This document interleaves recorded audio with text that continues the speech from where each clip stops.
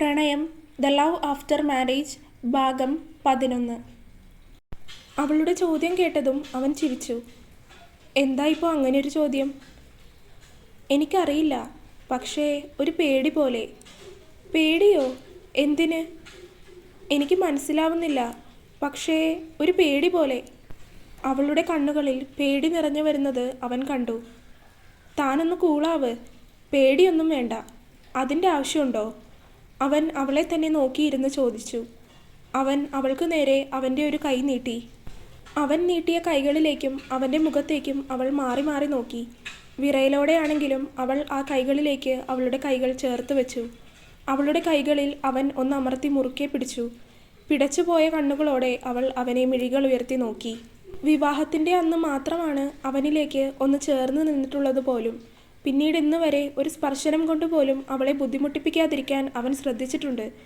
ഇന്നിപ്പോൾ ആദ്യമായി സ്വമേധയാ അവൻ്റെ കൈകളിലേക്ക് അവൾ കൈകൾ ചേർത്ത് വെച്ചപ്പോൾ അവളുടെ ഉള്ളിലുണ്ടായത് ഒരിക്കലും ഭയമായിരുന്നില്ല എന്നത് അവൾക്ക് തന്നെ വ്യക്തമായിരുന്നു. എന്തിനാ ഇത്ര പേടി? തണുത്തുറച്ചിരിക്കുന്ന അവളുടെ കൈകളിൽ മുറുക്കെ പിടിച്ചുകൊണ്ട് അവൻ അവളുടെ കണ്ണിലേക്ക് നോക്കി തന്നെ ചോദിച്ചു. എനിക്കറിയില്ല, പക്ഷേ മനസ്സാകെ ഭയം കൊണ്ട് വിങ്ങുന്നു. എന്താണ് സംഭവിക്കുന്നത് എന്ന് മനസ്സിലാകുന്നില്ല. ഇത്ര നാളും ഉണ്ടാകാതിരുന്ന അത്രയും ഒരു ഭയവും ഉത്കണ്ഠയും എന്നെ വന്ന് പിടികൂടുന്നത് പോലെ. അവളുടെ ഉള്ളിലുള്ളത് എന്താണെന്ന് അവൾ പോലും അറിയാതെ പുറത്തേക്ക് വന്നിരുന്നു. ആ പേടിയുടെ ആവശ്യമില്ല പാർവതി. തനിക്ക് കൂട്ടായിട്ട് ദേവൂട്ടി ഉണ്ടാകും. ഇനി അവളില്ലെങ്കിൽ പോലും താൻ ഒറ്റയ്ക്കായിരുന്നാലും ആരെയും പേടിക്കേണ്ട കാര്യമില്ല. ആരും തന്നെ ഒന്നും ചെയ്യാൻ പോകുന്നില്ല. ഇനി എന്തെങ്കിലും പ്രശ്നമുണ്ടെങ്കിൽ തന്നെ അതിന് താൻ തന്നെ പരിഹാരം കണ്ടുപിടിക്കുകയും വേണം. കാരണം എപ്പോഴും മറ്റൊരാളുടെ സഹായം ഉണ്ടാവുക എന്നത് അസാധ്യമാണ്. അപ്പോൾ എന്ത് പ്രശ്നം ഉണ്ടായാലും കരഞ്ഞു തിരിഞ്ഞോടുകയല്ലാതെ അതിനെ ധൈര്യത്തോടെ നേരിടുകയാണ് ചെയ്യേണ്ടത്. ഞാൻ പറയുന്നത് മനസ്സിലാകുന്നുണ്ടോ പാർവതിക്ക്? അവളുടെ കണ്ണിലേക്ക് നോക്കി തന്നെ ഗൗരവപൂർവ്വം അവൻ ചോദിച്ചു. അതിന് അവൾ ഒന്നമർത്തി മൂളി. പിന്നെ ഇപ്പോൾ ഈ ഒരു പേടിയുടെ ആവശ്യം എന്താണെന്ന് എനിക്ക് മനസ്സിലാകുന്നില്ല. എല്ലാത്തിനെയും ധൈര്യമായിട്ട് നേരിടാനുള്ള മനസ്സുണ്ടാകണം. അത് താൻ തന്നെ പതിയെ ഉയർത്തിയെടുക്കണം. അവൻ പറഞ്ഞു കൊടുക്കുന്നതെല്ലാം അവൾ ഒരു ശ്രദ്ധയോടെ കേട്ടിരുന്നു. നാളെ 10 മണിക്കാണ് ക്ലാസ്സിൽ ചെല്ലാൻ പറഞ്ഞിരിക്കുന്നത്. അപ്പോൾ എന്തായാലും രാവിലെ തന്നെ നമുക്ക് ഒരുമിച്ചൊന്ന് അമ്പലത്തിൽ പോകാം. I think it would give you a positive mindset. അവൻ അങ്ങനെ പറഞ്ഞതും അവൾ മിഴിഞ്ഞ കണ്ണുകളോടെ അവനെ നോക്കി. കാരണം താനും ആഗ്രഹിച്ചതാണ് നാളെ നല്ലൊരു കാര്യത്തിന് തുടക്കം കുറിക്കുന്ന ദിവസമായതുകൊണ്ട് ഒന്ന് അമ്പലത്തിൽ പോയി മനസ്സറിഞ്ഞ് പ്രാർത്ഥിക്കണമെന്നുള്ളത്. പക്ഷേ ഇവിടെ നിന്നും അമ്പലത്തിലേക്ക് അല്പം ദൂരമുണ്ട്. അപ്പോൾ പോയി വരാൻ താമസിക്കുമോ എന്നൊക്കെയായിരുന്നു ചിന്ത. എൻ്റെ മനസ്സിലെ കാര്യങ്ങളെല്ലാം കണ്ണേട്ടൻ എങ്ങനെയാണ് ഇത്ര കൃത്യമായി മനസ്സിലാക്കുന്നത്? അതെന്താ അങ്ങനെ ഒരു ചോദ്യം? താനിപ്പോൾ അമ്പലത്തിൽ പോകണമെന്ന് ചിന്തിച്ചോ? ഉവ്, ഞാനിപ്പോൾ വിചാരിച്ചു നാളെ ഒന്ന് അമ്പലത്തിൽ പോകാമെന്ന്. അത് ഞാൻ വെറുതെ ഒന്ന് ഊഹിച്ചു പറഞ്ഞതാണ്. അതുമാത്രമല്ലല്ലോ, ഞാൻ BBAക്ക് തന്നെയായിരിക്കും അഡ്മിഷൻ എടുക്കാൻ വേണ്ടി പോകുന്നത് എന്നും പറഞ്ഞല്ലോ. പിന്നെ ഇന്നും എനിക്കുള്ളിൽ ഒരു പേടിയുണ്ടെന്ന് എങ്ങനെ മനസ്സിലായി? അവൾ ഓരോ കാര്യങ്ങളും ഓർത്തോർത്ത് അവനോട് ചോദിച്ചുകൊണ്ടിരുന്നു. അവൻ അവളെ പുഞ്ചിരിയോടെ നോക്കിയിരുന്നു. കാരണം ഇങ്ങനെയുള്ള സംസാരങ്ങൾ തങ്ങൾക്കിടയിൽ കുറവാണ്. ചെറിയ ചെറിയ സംസാരങ്ങൾ, അതിന് 1-2 വാക്കിൽ അവൾ ഉത്തരമൊതുക്കുകയും ചെയ്യും. വല്ലപ്പോഴും മാത്രം എന്തെങ്കിലും കാര്യം പറയുമ്പോഴാണ് അവൾ എന്തെങ്കിലും അധികമായിട്ടൊക്കെ സംസാരിക്കുന്നത്. അതിന് ഇത്ര വലുതായിട്ട് ചിന്തിക്കേണ്ട കാര്യമൊന്നുമില്ല. +2 കൊമേഴ്സ് എടുത്തവർ ഡിഗ്രിക്ക് ചൂസ് ചെയ്യുന്നുണ്ടെങ്കിൽ അതിൽ ഒരു 80% കുട്ടികളും ഒന്നില്ലെങ്കിൽ BCom ആയിരിക്കും, അല്ലെങ്കിൽ BBA ആയിരിക്കും. ഇവിടെ ഇപ്പോൾ ദേവൂട്ടി BBA ആയതുകൊണ്ട് തനിക്കും BBA എടുക്കാനായിരിക്കും താല്പര്യമെന്ന് ഞാനൊന്ന് ഊഹിച്ചു പറഞ്ഞതാണ്. പക്ഷേ അത് ശരിയായിരുന്നു.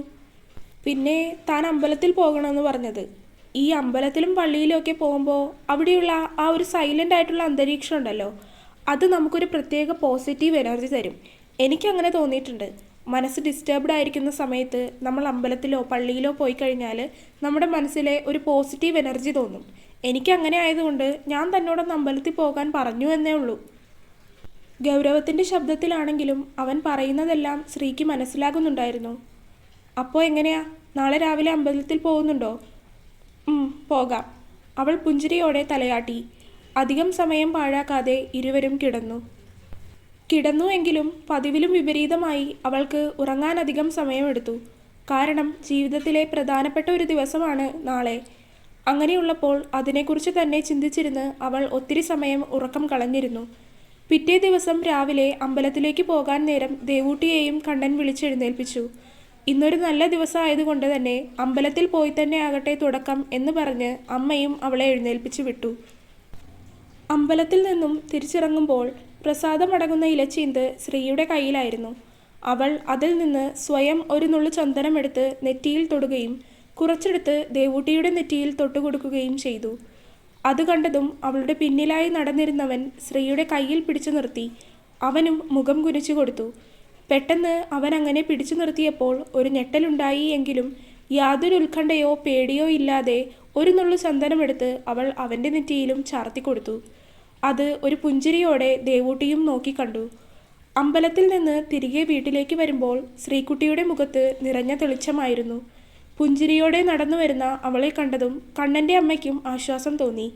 കാരണം ഇന്നലെ മുതലുള്ള അവളുടെ മുഖത്തെ വാട്ടം അവൾ ശ്രദ്ധിച്ചതാണ്. എങ്കിലും തങ്ങൾ ആരെങ്കിലും ചോദിച്ചു പറഞ്ഞു മനസ്സിലാക്കി കൊടുക്കുന്നതിലും നല്ലത് കണ്ണൻ പറഞ്ഞു മനസ്സിലാക്കി കൊടുക്കുന്നതാണ് എന്ന് ചിന്തിച്ച് അവർ ഒന്നും ചോദിക്കുകയോ പറയുകയോ ചെയ്തില്ല. പക്ഷേ ഇപ്പോഴുള്ള അവളുടെ തെളിഞ്ഞ മുഖം കണ്ടപ്പോൾ തന്നെ അവൾക്ക് മനസ്സിലായി അവളുടെ ഉള്ളിലുള്ള ആവലാതികളെല്ലാം മാറിയിട്ടുണ്ട്. ഭക്ഷണമെല്ലാം കഴിച്ച് കണ്ണനോടൊപ്പമാണ് രണ്ടുപേരും കോളേജിലേക്ക് പുറപ്പെട്ടത്.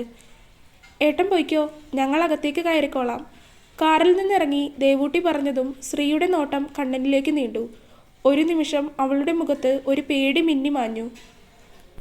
കാറിൻ്റെ മറുസൈഡിൽ നിൽക്കുന്നവളെ അവൻ കൈകാട്ടി ഡോറിനരികിലേക്ക് വിളിപ്പിച്ചു. എന്തുപറ്റി? അത് അങ്ങോട്ടാക്കി തന്നിട്ട് പോയാൽ മതി. എണ്ണിപ്പെറുക്കി ഓഡിറ്റോറിയത്തിൻ്റെ ഭാഗത്തേക്ക് ചൂണ്ടിക്കാണിച്ചുകൊണ്ട് ശ്രീ പറഞ്ഞു. കണ്ണൻ അവളുടെ മുഖത്തേക്ക് നോക്കി. നിഷ്കളങ്കതയോടെ ചെറിയ കുട്ടികളെ ആദ്യമായി സ്കൂളിലേക്ക് ചേർക്കാൻ വരുമ്പോഴുള്ള ഭാവമായിരുന്നു അവളുടെ മുഖത്തന്നേരം. പിന്നീട് മറ്റൊന്നും ചിന്തിക്കാതെ പാർക്ക് ചെയ്തിരുന്ന കാറിൽ നിന്നും ഒരു പുഞ്ചിരിയോടെ കണ്ണൻ ഇറങ്ങി. വാ, അവിടെ വരെ ഞാൻ ആക്കിത്തരാം. ഒരു കൈയിൽ ശ്രീയുടെ കൈയും മറുകൈയിൽ ദേവൂട്ടിയെയും പിടിച്ച് അവൻ ഓഡിറ്റോറിയത്തിലേക്ക് നടന്നു. ഓഡിറ്റോറിയത്തിനകത്ത് പുതിയതായി വന്നിരിക്കുന്ന ഒരുപാട് കുട്ടികളുണ്ടായിരുന്നു. കുറച്ച് സമയം കഴിഞ്ഞപ്പോൾ തന്നെ അവിടെ പ്രസംഗമെല്ലാം തുടങ്ങി. അതിനുശേഷം എല്ലാവരും കൂടെ ഒരുമിച്ച് ഓഡിറ്റോറിയത്തിന് പുറത്തേക്കിറങ്ങി. അത്യാവശ്യം നല്ല രീതിയിൽ തന്നെ തിരക്കും ഉണ്ടായിരുന്നു. അവിടെ നിന്നിരുന്ന ഒരു കുട്ടിയോട് ചോദിച്ച് first year BBA class Kannan തന്നെ കണ്ടുപിടിച്ചു കൊടുത്തു. അങ്ങനെ രണ്ടുപേരെയും ക്ലാസിൻ്റെ വാതിൽക്കൽ വരെ കൊണ്ടുപോയി ആക്കിക്കൊടുത്തു. അവിടെ എത്തിയപ്പോഴേക്കും ശ്രീയുടെ കൈകൾ തണുത്ത് ഐസ് പോലെ ആയിരുന്നു. എന്തിനാ ഇങ്ങനെ പേടിക്കുന്നത്? ദേവൂട്ടി കൂടെ ഉണ്ടാവും. ഇന്നധികം സമയം ക്ലാസ് ഒന്നും ഉണ്ടാവില്ല. ഞാൻ കാറിലുണ്ടാവും. ക്ലാസ് കഴിയുമ്പോൾ അങ്ങോട്ട് വന്നാൽ മതി. ആദ്യം അവളോടായും പിന്നീട് രണ്ടുപേരോടുമായി പറഞ്ഞു കണ്ണൻ. ശേഷം അവളെ ഒന്ന് നോക്കി കണ്ണടച്ച് കാണിച്ചുകൊണ്ട് അവൻ തിരികെ നടന്നു. ശ്രീകുട്ടി കണ്ണടച്ച് ആഞ്ഞൊന്ന് ശ്വാസം വലിച്ച് വിട്ടതിന് ശേഷം ക്ലാസ് റൂമിലേക്കൊന്ന് എത്തി നോക്കി. 3-4 കുട്ടികൾ വന്നിരിക്കുന്നുണ്ട്. ദേവൂട്ടിയുടെ കയ്യിൽ പിടിച്ച് അവൾ ക്ലാസ് റൂമിലേക്ക് കയറി. ഏട്ടത്തി പേടിക്കാൻ മാത്രമൊന്നുമില്ല. അവളുടെ മുഖം കണ്ടിട്ടും തണുത്തുറഞ്ഞിരിക്കുന്ന അവളുടെ കൈകളെ നോക്കിക്കൊണ്ടും ദേവു പറഞ്ഞു. കണ്ണൻ്റെ അത്രയും അല്ലെങ്കിലും ദേവുവിന് കുറച്ചെങ്കിലും അവളുടെ മനസ്സ് മനസ്സിലായി. ദേവുവിനെ നോക്കി ശ്രീ ഒരു വിളറിയ ചിരി ചിരിച്ചു. അവളുടെ കയ്യിൽ മുറുകെ പിടിച്ചുകൊണ്ട് തന്നെ ദേവു ക്ലാസ് റൂമിലെ ഒരു ബെഞ്ചിലേക്കിരുന്നു. കുറച്ചു കഴിഞ്ഞപ്പോൾ തന്നെ ക്ലാസ്സിലേക്ക് കുട്ടികൾ വന്നു തുടങ്ങി. മിക്സ്ഡ് കോളേജാണ്, അതുകൊണ്ട് തന്നെ ആൺകുട്ടികളും പെൺകുട്ടികളും ഒരുപോലെയുണ്ട്. അല്പസമയത്തിനുള്ളിൽ തന്നെ ക്ലാസ്സിലെ ബെഞ്ച് മുഴുവൻ കുട്ടികളായി. ആൺകുട്ടികളും പെൺകുട്ടികളും എല്ലാവരും ഉണ്ട്. എല്ലാവരും പരസ്പരം എന്തൊക്കെയോ സംസാരിച്ചിരിക്കുകയാണ്. ഹായ്! പെട്ടെന്ന് ശ്രീയും ദേവുവും ഇരുന്നിരുന്ന ബെഞ്ചിനരികിലായി ഒരു പെൺകുട്ടി വന്നിരുന്നു കൊണ്ട് അവരോട് ഹായ് പറഞ്ഞു. ദേവുവും ശ്രീകുട്ടിയും അവളെ സംശയത്തോടെ നോക്കി. നിങ്ങൾ രണ്ടുപേരും ഫ്രണ്ട്സാണോ? രണ്ടുപേരുടെയും നേർക്കും കണ്ണുകൾ പായിച്ചുകൊണ്ട് അവൾ ചോദിച്ചു. രണ്ടുപേരും അതേ എന്ന രീതിയിൽ തലയാട്ടി കൊടുത്തു. ഒരുമിച്ചിരിക്കുന്നത് കണ്ടപ്പോൾ തന്നെ എനിക്ക് തോന്നി. അവളുടെ സംസാരത്തിൽ നിന്ന് ആളൊരു സംസാരപ്രിയയാണെന്ന് ഇരുവർക്കും മനസ്സിലായി. എന്താ പേര്? ശ്രീയെ നോക്കിയാണ് അവൾ അത് ചോദിച്ചത്. ഒരു നിമിഷം ശ്രീയുടെ മുഖത്ത് പതർച്ച നിറഞ്ഞുവെങ്കിലും കണ്ണുകൾ ഒന്ന് ഇറുക്കി അടച്ചതും കണ്ണിന് മുന്നിലേക്ക് തന്നെ ഗൗരവത്തോടെ നോക്കി നിൽക്കുന്ന എന്നാൽ അതിനു മറവിലുള്ള പുഞ്ചിരി ഒളിപ്പിച്ച ഒരു മുഖം അവളുടെ മനസ്സിലേക്ക് കടന്നു വന്നു. ശ്രീ പാർവതി. പതിഞ്ഞ അവളുടെ ശബ്ദം കേട്ടു. ഇത്രയും നല്ല പേരുണ്ടായിട്ടാണോ ഇങ്ങനെ പേടിച്ചു പറയുന്നത്? തൻ്റെ പേരെന്താ? ശ്രീയോട് പുഞ്ചിരിയോടെ പറഞ്ഞ് അവൾ ദേവുവിനോട് പേര് ചോദിച്ചു. ദേവിത. തൻ്റെ പേരെന്താ? അവളും പുഞ്ചിരിയോടെ തിരികെ ചോദിച്ചു. മഹിമ. എല്ലാവരും ഹിമ എന്ന് വിളിക്കും. നിങ്ങളും അങ്ങനെ തന്നെ വിളിച്ചോ? അവളും തിരികെ പുഞ്ചിരിയോടെ പറഞ്ഞു. നിങ്ങളുടെയൊക്കെ വീട് എവിടെയാ? ഇവിടെ അടുത്താണ്. തൻ്റെയോ? എൻ്റെയും ഇവിടെ അടുത്ത് തന്നെയാണ്. ഇവിടെ ഹോപ്പ് ഓർഫനേജിൽ. പുഞ്ചിരിയോടെ അവൾ പറഞ്ഞതും ദേവുവും ശ്രീയും അവളെ ഞെട്ടലോടെ നോക്കി. സെൻറ്റിമെൻറ്റ്സ് ഒന്നും വേണ്ട കേട്ടോ, എനിക്കതിഷ്ടമല്ല. രണ്ടുപേരുടെയും മുഖത്തെ ഭാവം മാറുന്നത് കണ്ടതും ഹിമ വേഗം പറഞ്ഞു. രണ്ടുപേരും അവളെ അലിവോടെ നോക്കി. അല്പസമയം സംസാരിച്ചപ്പോൾ തന്നെ ഹിമ രണ്ടുപേരോടും നന്നായിട്ടടുത്തു. സംസാരിക്കാൻ ഇഷ്ടമുള്ള കൂട്ടത്തിലാണല്ലോ ദേവുവും. അപ്പോൾ രണ്ടുപേരും പെട്ടെന്ന് തന്നെ കൂട്ടായി. കൂട്ടത്തിൽ ശ്രീ മാത്രം ഒതുങ്ങിയിരുന്നു. ക്ലാസ്സിലേക്ക് അധികം വൈകാതെ ടീച്ചറും എത്തി. അത്യാവശ്യം വേണ്ടുന്ന കോളേജ് കാര്യങ്ങളൊക്കെ പറഞ്ഞു കൊടുത്ത് ബേസിക് സബ്ജക്ട്സ് എല്ലാം ഒന്ന് ഇൻട്രൊഡ്യൂസ് ചെയ്തു. കുറച്ച് സമയം കഴിഞ്ഞപ്പോൾ തന്നെ ക്ലാസ് വിടുകയും ചെയ്തു. 3 പേരും ഒരുമിച്ചാണ് ക്ലാസ്സിൽ നിന്നിറങ്ങിയത്. ശ്രീയുടെ കണ്ണുകൾ ക്ലാസ്സിൽ നിന്നിറങ്ങിയപ്പോൾ തന്നെ മുന്നിലെ പാർക്കിംഗ് ഏരിയയിലേക്കാണ് പോയത്. അവിടെ കണ്ണൻ്റെ കാറ് കിടക്കുന്നത് കണ്ടതും അവളുടെ മനസ്സിൽ ഒരു തണുപ്പ് പടർന്നു. കണ്ണുകൾ ഒന്ന് വിടർന്നു. നിങ്ങളെങ്ങനെയാ പോകുന്നത്? പെട്ടെന്ന് ഹിമയുടെ ശബ്ദം കേട്ട് ശ്രീ അവളെ നോക്കി. ഏട്ടൻ വന്നിട്ടുണ്ട്. അപ്പോൾ തന്നെ ദേവുവിൻ്റെ ഉത്തരം ആവേശത്തോടെ വന്നു. നിങ്ങൾക്ക് ഏട്ടനുണ്ടോ? ദേവു തലയാട്ടി. 3 പേരും അങ്ങോട്ട് നടന്നു. അവിടെ കാറിനകത്തിരിക്കുന്ന കണ്ണൻ ഇവർ വരുന്നത് കണ്ടപ്പോൾ തന്നെ പുറത്തേക്കിറങ്ങി. തന്നിലേക്ക് മാത്രം ദൃഷ്ടി പതിപ്പിച്ച് വരുന്നവളെ അവൻ ദൂരെ നിന്ന് തന്നെ കണ്ടിരുന്നു. അതുമാത്രം മതിയായിരുന്നു അവൻ്റെ ചുണ്ടിൽ പുഞ്ചിരി വിരിയാൻ. ഓടി വന്ന് ദേവു അവൻ്റെ കയ്യിൽ തൂങ്ങി. ക്ലാസ്സൊക്കെ എങ്ങനെയുണ്ട്? ക്ലാസ്സൊക്കെ അടിപൊളിയാണ് ഏട്ടാ. ഇത് മഹിമ. ഹിമ എന്ന് വിളിക്കും. ഞങ്ങളുടെ ക്ലാസ്മേറ്റാണ്. ദേവു ആവേശത്തോടെ ഹിമയെ അവന് പരിചയപ്പെടുത്തി.